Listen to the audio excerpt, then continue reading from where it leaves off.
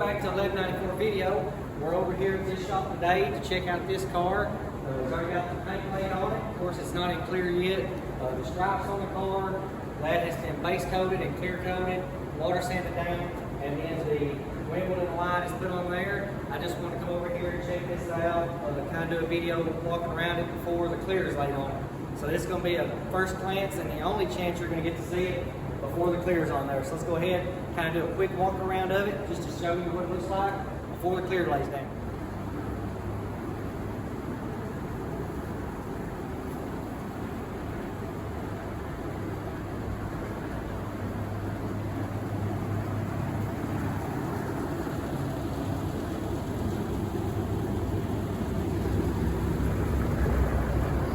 Over here we have the side scoops that goes in the roof section of the fastback area right there.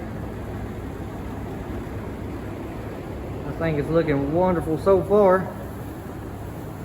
Just gotta let all that dry in and start shooting some clear. I know this was a short video, but I wanted to go ahead and get this on video before the clear was on there.